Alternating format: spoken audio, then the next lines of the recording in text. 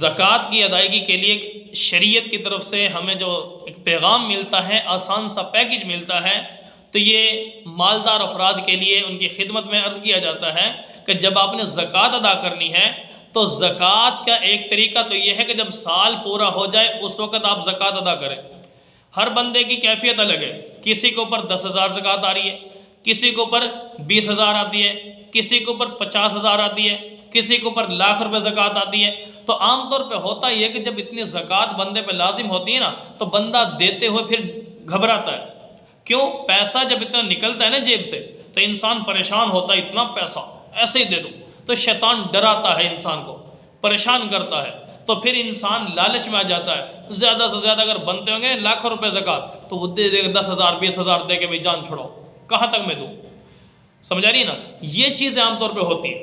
لیکن اگر یہی بندہ اگر ایک اور طریقے پر عمل کر لے، وہ میں آپ کے سامنے عرض کر دوں، وہ طریقہ یہ ہے کہ انسان اپنے سال کے اندر جیسے 12 مہینے ہوتے ہیں تو اپنے اوپر اندازہ کر لے بھی تقریباً 50,000 مجھے پر زکوٰۃ آتی ہے، تو وہ کیا کرے؟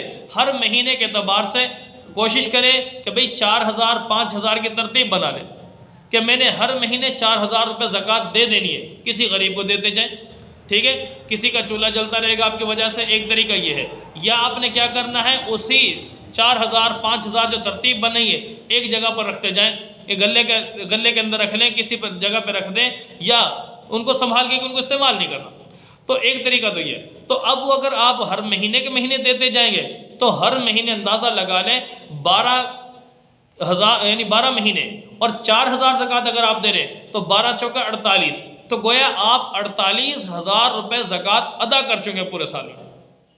اور بنتی کتنی آپ کے اوپر؟ فرض کرو، اندازہ لگائیں آپ سال کے آخر میں کہ کتنا مال ہے، زکوٰۃ فرض کرو بنتی کتنی؟ 50,000 بنتی ہے، 55,000 بنتی ہے۔ تو ظاہر ہے اگر سال بعد اچانک یہ 50-55,000 روپے نکالنا پڑتا تو کتنا مشکل تھا، سمجھ آ رہی ہے نا؟ لیکن 48,000 آپ ہر مہینے کے مہینے ادا کر چکے ہیں 4,000 کے حساب سے، تو اب کیا ہوگا؟ مزید 4-5,000 ہی تو دینا پڑے گا بھائی۔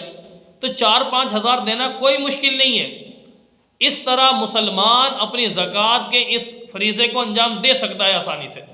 لیکن عام طور پہ ہوتا یہ کہ جن پر زکوٰۃ زیادہ بنتی ہے وہ افراد سستی کرتے ہیں، شیطان ڈراتا ہے، اتنا پیسہ کہاں دے رہے ہو، کیوں دے رہے ہو؟ پھر انسان لالچ میں پڑ جاتا ہے اور وہ زکوٰۃ نہیں دیتا، جس کی وجہ سے اپنی آخرت کو تباہ کر رہا ہے۔ تو آسان سا طریقہ میں نے بھائی بتا دیا۔ جو دنیا کے دلوں کے اندر نا یہ مال کی محبت کوٹ کوٹ کر بھر چکی ہے، زکوٰۃ دینا مشکل ہو چکا، تو میں نے طریقہ بتا دیا۔ ہر مہینے پہ آپ اندازہ کر کے تقسیم کر لیں کہ بھی زکوٰۃ کتنی بنتی ہے، اس اعتبار سے ہر مہینے کے مہینے دیتے جائیں، یا ہر مہینے اتنی زکوٰۃ نکالتے جائیں، ایک جگہ پہ رکھتے جائیں اور اکٹھا اس کو ادا کر دیں۔ یا پھر کیا ہے، اکٹھے اگر آپ کے اندر پتہ ہے، آپ کو ایمان ہے، آپ کے اندر واقعی ایمانداری ہے، آپ اکٹھے دے دیتے ہیں ہر سال، تو کوئی مسئلہ نہیں ہے۔ تو اس لیے بھائی دوستوں، اور یہ بھی یاد رکھنا، یہ اسلامی تاریخ کے اعتبار سے آپ اپنے اوپر طے کریں، ایک اسلامی مہینہ طے کر لیں جس مہینے میں آپ پر زکوٰۃ لازم، انگریزی نہیں، اسلامی مہینے کے اعتبار سے۔ کیوں؟ یہ اسلام نے ہمیں حکم دیا زکوٰۃ کا، تو مسلمان کے لیے، امت محمدیہ کے لیے اسلامی احکام ہیں، اور یہ قمری مہینے، چاند کے مہینوں کے حساب ہوتا ہے۔ رمضان کے روزے ہم کبھی انگریزی مہینے سے رکھتے ہیں؟ نہیں، چاند کے مہینے سے رکھتے ہیں۔